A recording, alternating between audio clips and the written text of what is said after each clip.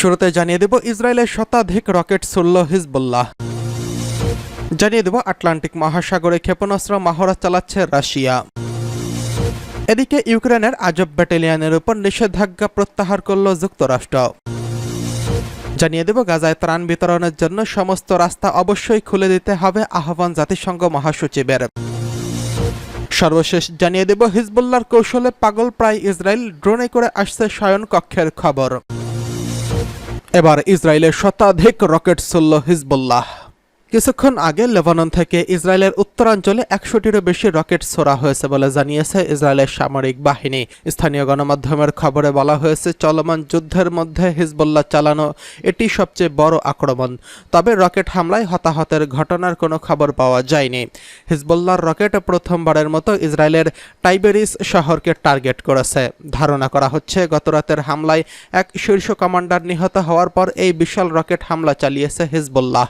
এর আগে মঙ্গলবার লেবাননের দক্ষিণাঞ্চলে ইসরায়েলি বিমান হামলায় হিজবুল্লাহর এক জ্যেষ্ঠ কমান্ডার নিহত হয়েছেন। অক্টোবরে ইসরায়েলের সঙ্গে যুদ্ধ শুরু হওয়ার পর এটি গোষ্ঠীটির সবচেয়ে সিনিয়র নিহতের ঘটনা। খবর অনুসারে জোয়াইরা শহরের আবু তালেব আবদুল্লাহ ওরফে আবু তালেবকে লক্ষ্য করে হামলা চালানো হয়। নাম প্রকাশ্যে অনিচ্ছুক সূত্রগুলো রয়টার্সকে জানিয়েছে, সম্ভবত বৈঠকের সময় তাদের টার্গেট করা হয়েছে। সূত্রগুলো আরও জানায়, আবদুল্লাহ লেবাননের দক্ষিণ সীমান্তের মধ্যাঞ্চলে হিজবুল্লাহর কমান্ডার ছিলেন এবং সবচেয়ে জ্যেষ্ঠ নেতা ছিলেন। এদিকে আটলান্টিক মহাসাগরে ক্ষেপণাস্ত্র মহড়া চালাচ্ছে রাশিয়া। রাশিয়ার একটি ফ্রিগেট ও পরমাণু শক্তি চালিত সাবমেরিন আটলান্টিক মহাসাগরে ক্ষেপণাস্ত্র মহড়া চালাচ্ছে। যুদ্ধ জাহাজটি কিউবায় যাওয়ার পথে এই মহড়া চালাচ্ছে বলে রুশ প্রতিরক্ষা মন্ত্রণালয় জানিয়েছে। মঙ্গলবার এক বিবৃতিতে রুশ প্রতিরক্ষা মন্ত্রণালয় জানিয়েছে, সাবমেরিন কাজান ও যুদ্ধ জাহাজ অ্যাডমিরাল গোরশকভের মহড়ায় ৬০০ কিলোমিটারেরও বেশি দূরের শত্রুর লক্ষ্যবস্তুতে উচ্চ নির্ভুল ক্ষেপণাস্ত্র নিক্ষেপ করা হয়েছে।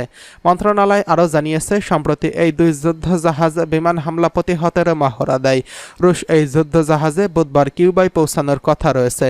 কিউবা গত সপ্তাহে বলেছে, এই ধরনের সফর হাভানার গুরুত্বপূর্ণ বন্ধুত্বপূর্ণ দেশগুলির নৌ ইউনিটগুলি সাধারণ অনুশীলন ও জাহাজগুলিতে কোনো পারমাণবিক অস্ত্র নেই এবং এই অঞ্চলের জন্য কোনো হুমকি নেই।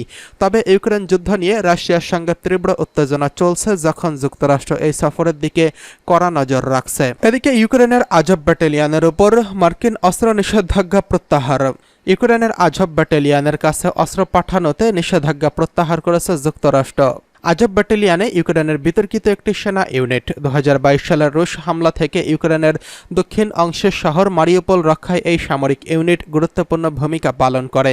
মঙ্গলবার যুক্তরাষ্ট্রের পররাষ্ট্র বিভাগের এক বিবৃতিতে বলেছে, আজব ব্রিগেড নিয়ে তারা পুঙ্খানুপুঙ্খ পর্যালোচনা করছেন। তাদের মানবাধিকার লঙ্ঘনের কোনো প্রমাণ পাওয়া যায়নি। ওয়াশিংটন আরও বলেছে, রুশ সেনাদের বিরুদ্ধে লড়াইরত ইউক্রেনের আজব ব্যাটালিয়ন ইউনিটের ২০১৪ সালে প্রতিষ্ঠিত স্বেচ্ছাসেবক মিলিশিয়া গ্রুপ থেকে আলাদা। স্বেচ্ছাসেবক মিলিশিয়া কট্টর ডানপন্থী বৃত্ত থেকে সদস্য সংগ্রহ করত। তাদের কিছু কৌশল নিয়েও সমালোচনা চলছিল। যুক্তরাষ্ট্র এই গোষ্ঠীগুলোর উপর মার্কিন অস্ত্র ব্যবহারের নিষেধাজ্ঞা দেয়। যুক্তরাষ্ট্রের অভিযোগ ছিল, ইউক্রেনের এই ব্যাটালিয়ন নব্য নচ্ছিবাদীদের আদর্শ ধারণ করে। এদিকে যুক্তরাষ্ট্রের সিদ্ধান্তে সন্তুষ্টি প্রকাশ করেছে আজব ইউনিট। এক বিবৃতিতে তারা বলেছে, আমাদের ব্রিগেডের ইতিহাসে এটি একটি নতুন পৃষ্ঠা। যুক্তরাষ্ট্রের অস্ত্র ও প্রশিক্ষণে তারা শুধু কমব্যাট সক্ষমতায় বাড়াবে না, বরং এটির মাধ্যমে সেনাদের জীবন ও স্বাস্থ্য রক্ষা পাবে। ত্রাণ বিতরণের জন্য গাজায় অবশ্যই সমস্ত রাস্তা খুলে দিতে হবে, হুঁশিয়ারি জাতিসংঘের মহাসচিবের। জাতিসংঘ মহাসচিব অ্যান্তোনিও গুতেরেস ফিলিস্তিনের অবরুদ্ধ গাজা উপত্যকার সমস্ত রাস্তা খুলে দেওয়ার আহ্বান জানিয়েছেন। তিনি বলেছেন, যুদ্ধে ধ্বংসপ্রাপ্ত গাজা উপত্যকায় মানবিক ত্রাণ পাঠানোর জন্য এসব রাস্তা খুলে দেওয়া জরুরি। জর্দানের রাজধানী আম্মামে গতকাল জরুরি ত্রাণ বিষয়ক শীর্ষ সম্মেলনে গুতেরেস বক্তৃতা প্রদান করেন। তিনি বলেন, এই ভয়াবহতা বন্ধ করতে হবে, এটি যুদ্ধবিরতির উপযুক্ত সময়।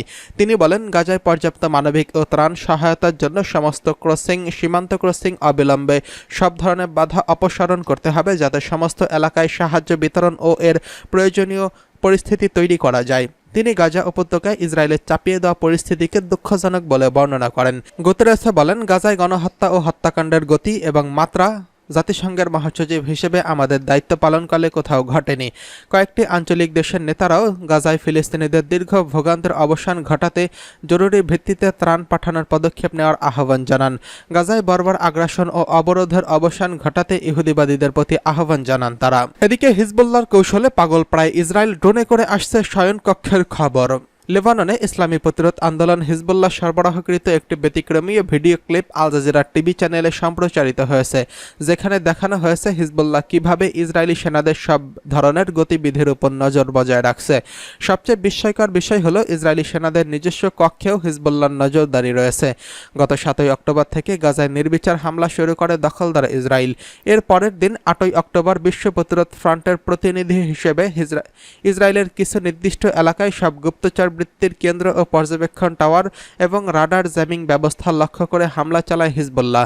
সেদিন তারা ইসরায়েলের মিরুন গোয়েন্দা ঘাঁটিতে অন্তত 7 বার আঘাত হানে। এছাড়া তাবরিয়া ও বালাদা রামিশ এলাকার আকাশে 2টি ইসরায়েলি গুপ্তচর বেলুন অকেজো করে দেয়। এর ফলে লেবানন সীমান্তে কোনো তথ্যই সংগ্রহ করতে পারছে না ইসরায়েল। লেবাননের আকাশ সীমাতেও তাদের নজরদারির তৎপরতা নিষ্ক্রিয় হয়ে পড়ছিল। এই কৌশলে সেদিন দারুণ সাফল্য পায় হিজবুল্লাহ। খুব সহজেই ইসরায়েলের ভেতরে গোয়েন্দা ও বিমান আত্মঘাতী ড্রোন পাঠিয়ে অভিযান পরিচালনা করতে সক্ষম হয়। আগাম পদক্ষেপের কারণে ইসরায়েলের উত্তর ফ্রন্টে হিজবুল্লাহর বিমান ও ড্রোন প্রবেশ করার পরও তাদের সতর্কতামূলক ব্যবস্থা সক্রিয় হয়নি এবং কোনো সাইরেনও বেজে ওঠেনি, কারণ হিজবুল্লাহর এর আগেই সব ব্যবস্থাকে অকেজো করে দিয়েছিল। ইসরায়েলের গুপ্তচর বৃত্তির কেন্দ্রগুলোকে অকেজো করে দেওয়ার কারণে এখনও হিজবুল্লাহ ড্রোন খুব সহজেই পর্যবেক্ষণের কাজ চালিয়ে যেতে পারছে।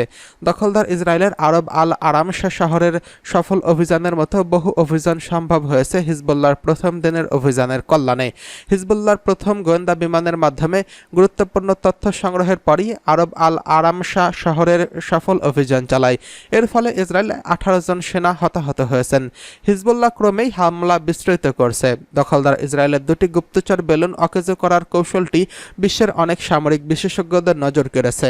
হিজবুল্লাহ সামরিক আদালতের সাবেক প্রধান বিচারপতি ব্রিগেডিয়ার জেনারেল মুনির শাহেদার ইসরায়েলি বেলুন অকেজো করা সম্পর্কে ইসরায়েলের মেহের বার্তা সংস্থাকে বলেছেন, লেবাননের দিকে বাতাস বইতে শুরু করলে হিজবুল্লাহ প্রথমেই কৌশলে বেলুন নিয়ন্ত্রণের কক্ষে হামলা চালিয়ে তা ধ্বংস করে দেয়।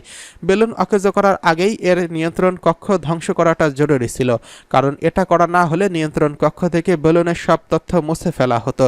নিয়ন্ত্রণ কক্ষ ধ্বংস হয়ে যাওয়া বেলুনে এসব তথ্য ছিল, সেগুলোই অক্ষত রয়ে যায়। এরপর আলমাস ক্ষেপণাস্ত্র দিয়ে বেলুন ও বেলুনের তারগুলোতে আঘাত হানা হয়েছে, যাতে শেষ পর্যন্ত বেলুনগুলো লেবাননের ভূখণ্ড এসে পৌঁছায় এবং বেলুনের সংরক্ষিত সব তথ্য সংগ্রহ করা যায়। অবশ্য দ্বিতীয় বেলুনটি লেবাননের সীমান্ত থেকে 32 কিলোমিটার দূরে ইসরায়েলের নিয়ন্ত্রিত এলাকায় পড়ে যায়। হিজবুল্লাহ সেই বেলুন থেকেও তথ্য সংগ্রহ করে এনেছে।